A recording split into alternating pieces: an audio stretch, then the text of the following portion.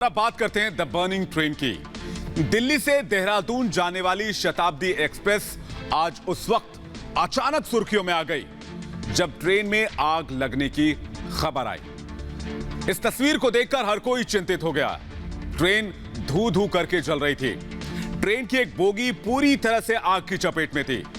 लोगों को चिंता हो रही थी कहीं कोई इसमें यात्री तो नहीं फंसा हुआ है।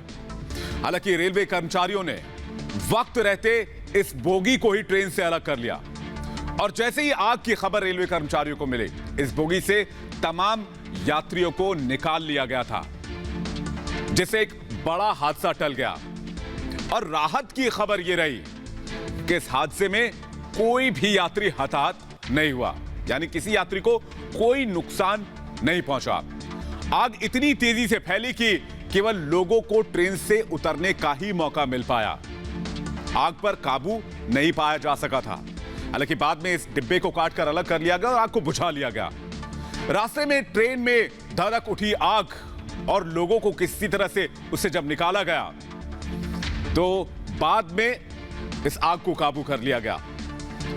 हालांकि फिलहाल सभी यात्री सुरक्षित बताए जा रहे हैं और इसके बाद सभी लोगों ने राहत की सांस भी ली।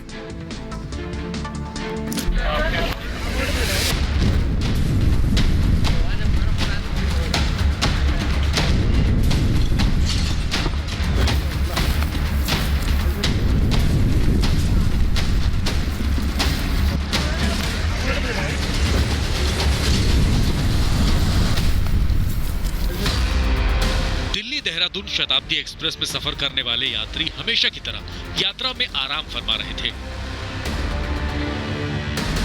या सामान्य तरीके से यात्रा का आनंद ले रहे थे। उसी वक्त ट्रेन का यह सफर कभी न भूलने वाली यात्रा बन गया।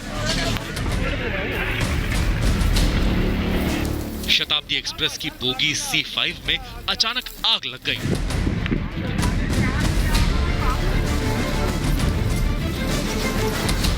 आग की ये लपटें बताने के लिए काफी हैं कि आग कितनी भयावह थी। इन लपटों को देखकर कोई भी सिहर उठे। यात्रियों ने दूसरी बोगी में जाकर खुद को सुरक्षित किया और किसी तरह अपनी जान बचाई। मैं भी उसमें सफ़र कर रहा था। गनीमत ये थी कि लोग सही समय पर सचेत हो गए और समय रहते दूसरे कोचों में आ गए।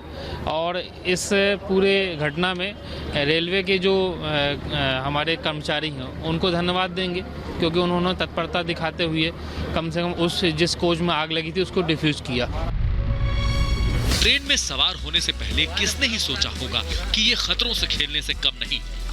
आग कितनी तेजी से फैली इसका अंदाजा इसी बात से लगाया जा सकता है कि लोगों को अपने सामान तक समेटने का मौका नहीं मिला। यहाँ पे हम जबलपुर से आए थे। देहरादून में जो 14 और 15 को जूनियर नेशनल चैंपियनशिप होना था, उसके लिए हम जबलपुर से आए थे। इक्विपमेंट जो प्लेइंग किट रहता है बच्चों का, सारा जल के खाक हो गया है, जो कि बहुत एक्सपेंसिव रहते हैं, जो कि एक बच्चे का सेट ही कम से कम 2 से 3 लाख का रहता है एक सेट का। तो हमारा 8 सेट नुकसान हुआ है, मतलब सारे बच्चे का मतलब सारा जल के खाक हो गया। और ऊपर से जो अपना जो कपड़े वपड़े थे वो तो अलग से बात है। यात्रियों की माने तो आग शॉर्ट सर्किट की वजह से लगी थी,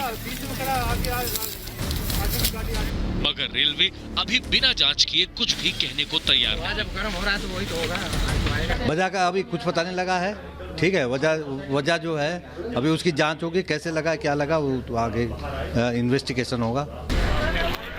गनीमत ये रही कि आग से कोई हताहत नहीं हुआ, क्योंकि आग दिन के समय लगी जब सभी यात्री जाग रहे थे। लेकिन शताब्दी जैसी ट्रेन में इस तरह का हादसा गंभीर है और रेलवे को इसकी तह तक जाकर जांच करनी चाहिए और आग लगने की वजह का पता लगाना चाहिए। Bureau report, Republic Bharat.